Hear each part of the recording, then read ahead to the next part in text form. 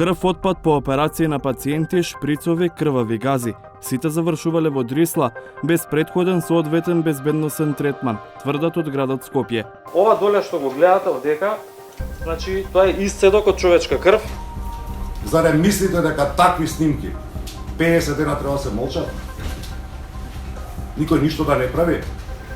Дали сте задоволни од работата на Државниот инспекторат со оглед на тоа дека градоначалникот во неколку прилики кажа дека ништо не работи? I don't think it's important whether I am satisfied. I think it's whether the citizens are satisfied. А мислите дека се граѓаните задоволни? Do you think that the citizens are satisfied? We'll listen to them. Напад на службено лице при извршување на службени задачи. И се сакам да си ја проли. Стави ли си се? Лаудата инспекторки, само така, ние ќе те потржуваме и ќе стоиме посреди тебе. Цела документација изгорена, архива изгорена, канцелариите на инспекторите кај што ги имаат документација, што имаат масите, се изгорено. Од функцијата директора е разрешен и Фејзула Спахија од Државниот инспекторат за животна средина и на негово место доаѓа Ана Петровска. Поприлично симпатии доживеавте кога излеговте во јавноста, бидејќи најавивте една жестока борба против сите оние кои што загадуваат.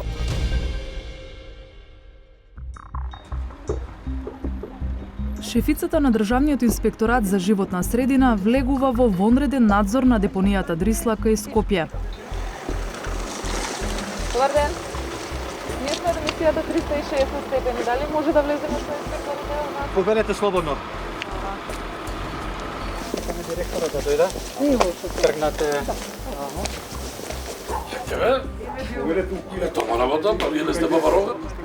Дрисла една година под капа на град Скопје како јавно предпријатие.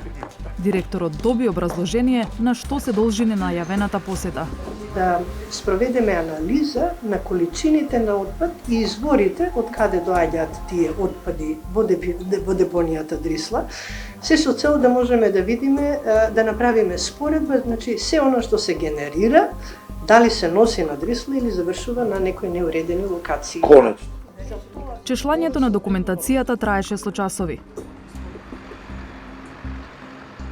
Следниот ден Петровска заедно со уште еден инспектор замина во вонреден надзор на Балкан Енерджи Груп, за да се рачистат сомнежите дали БЕК користи мазут. Согласно закон, инспекторите имаат право во било кое време да дојдат на надзор, дали редовен, најавен или вонреден, ненајавен, како што е денеска случај.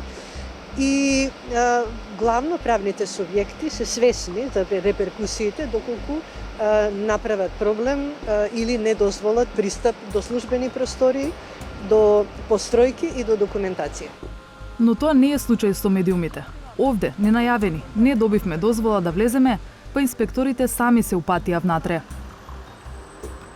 По неколку дена се вративме во инспекторатот, сега сместен во палатата Емануил Чучков, за да прашаме што покажаа контролите во Дрисла и во БЕК. Ме разбравме дека една компанија за медицински отпад во меѓувреме не си ги подмирувала своите обврски према Дрисла и автоматски таа компанија, која што веројатно има склучено договори со други правни лица, се треба да биде предмет на надзор. Значи, генерално има веќе некакви првични податоци, би била пресрекна да не се случува, но секако мора да провери. Но што ако се случува? До каде се вашите ингеренции? Ако тоа се случува, тогаш тие компании за кои што ќе утврдиме, и тоа се транспортни компании или компании кои што вршат третман на отпадот, па потоа третиран доаѓа на Дрисла, тогаш тие компании ќе бидат предмет на детален инспекцијски надзор, каде што ќе ги чешламе транспортните формулари, бидејќи транспортните формулари се тој доказен материјал кој што нас исто така може да ни утврди дека има одредени неправилности. За топлификација работата е појасна. Они проформа прават тендери секоја година, нема мазут, ниту пак мазут бил горен, согоруван во Балкан Енерджи од 2013 година. Тоа го подкрепивме со документација од регулаторна комисија и многу се радувам кога можам ваква информација да споделам со јавноста. Петровска е начело на инспекторатот за животна средина од крајот на октомври минатата година, а нејзините вонредни надзори привлекоа интерес кај медиумите. Вели дека повеќе постапува по пријави на граѓани. Но дали генерално контролата врз загадувачите на животната средина е зголемена, проверивме ни статистиката на институцијата. 2020 година е најдобра во изминатите 5 години работа на инспекторатот, ако се гледа само бројот на надзори. Имале вкупно 2113 инспекции, редовни и вонредни. Тоа е значително повеќе од 2019 година, но е во рамките на просекот од претходните години. Но ако се земе само 2020 година, видливо е дека повеќе се работело на крајот на годината. Во периодот јануари-октомври имало во просек по 125 редовни надзори месечно, додека во ноември и декември тој просек изнесува 127,5. Но затоа, ако просечниот број на вонредни надзори во првите 10 месеци бил 25, во последните 2 месеца тие се двојно почести, по 50 месечно, што коинцидира со доаѓањето на Петровска за директорка.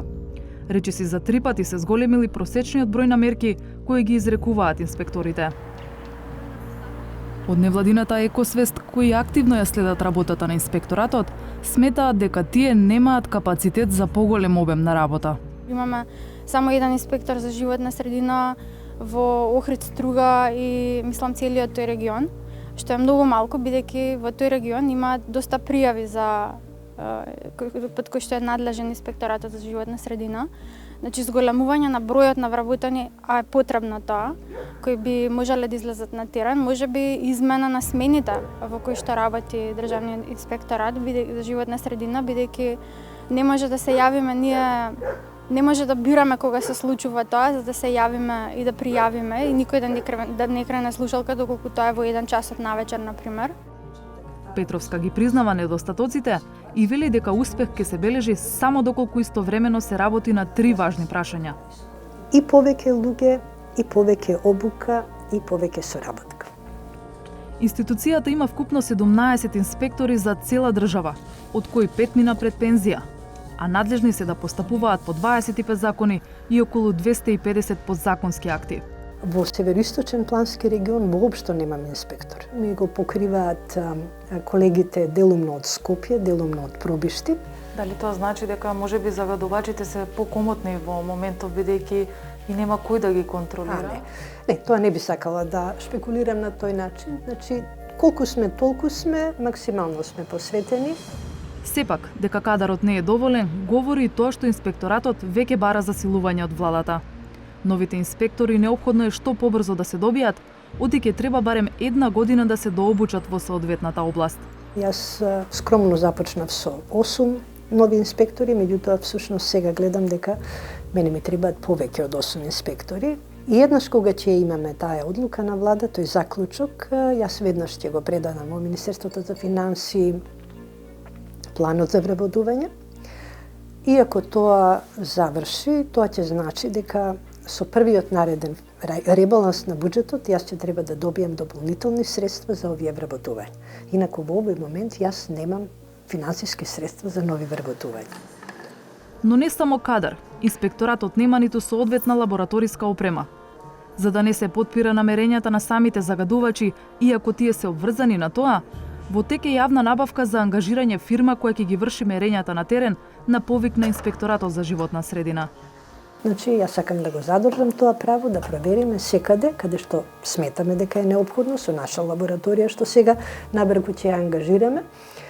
И оваа година се надевам, со помош на тие лабораториски мерења, да бидеме поблиску до сознанието на вистина кој е тој што не загадува. Во однос на друга опрема, гореше, знаете, инспекторатот, компјутерите испогоре, сите, опрема заштитна ни испогоре, работна и така натака.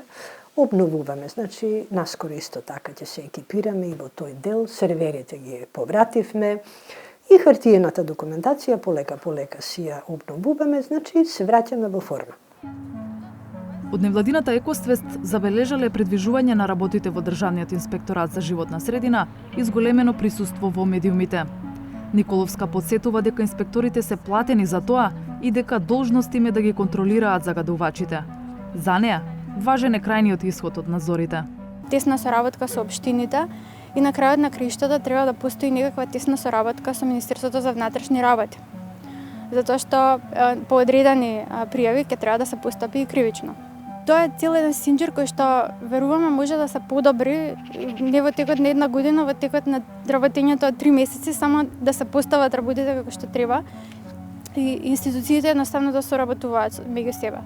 Значи без соработка нема ништо да се постигне и нема да мрднеме од мртва точка, ќе се сведа се само на изнесување на работите во медиуми. Сепак, синџирот на институции тешко дека за толку брзо време ќе профункционира. Со полицијата можам да кажам дека за се што сум обратила ми било излезено во пресред. Со општините не можам да кажам дека сум целосно задоволна. Причината е што голем број општини воопшто немаат и овластен инспектор. Без разлика дали има волја за подобрување на работата, ако државата сака да биде дел од европското семејство, ќе мора да се прилагодува. Европската комисија бара Северна Македонија до крајот на јуни да го донесе законот за инспекцијски надзор во животна средина. Петровска вели дека со ресорното министерство ја привршуваат нацрт верзијата за законот набрзо да се пушти во владина процедура. Но дали тоа дополнително ќе значи подобрување на нашата работа, конкретно, веројатно да. Но во моментот мислам дека ние имаме доволно законски овластувања, нема некоја сериозна пречка, навистина, да се бориме со загадувањето. Пречка нема, но од каде да се почне? Инспекторатот успеал да наложи покривање на неколку отворени депонии во исчекување да заживеат регионалните депонии. Се бара трајно одземање на дозволите за уредување на реките за оние кои ги злоупотребиле за да крадат речен песок. Прагот на загадувањето на воздухот деновиве беше надминат во повеќе општини. Сите овие области се приоритет на инспекторатот, но работите нема да се сменат преку ноќ. На скала од 1 до 5 како ја оценувате животната средина? Ох, мајко мила, тоа е многу тешко прашање. Не сум задоволна, значи има многу работа во екологијата што да се работи. И тоа е, треба да си ги засукаме ракавите и да си сработиме.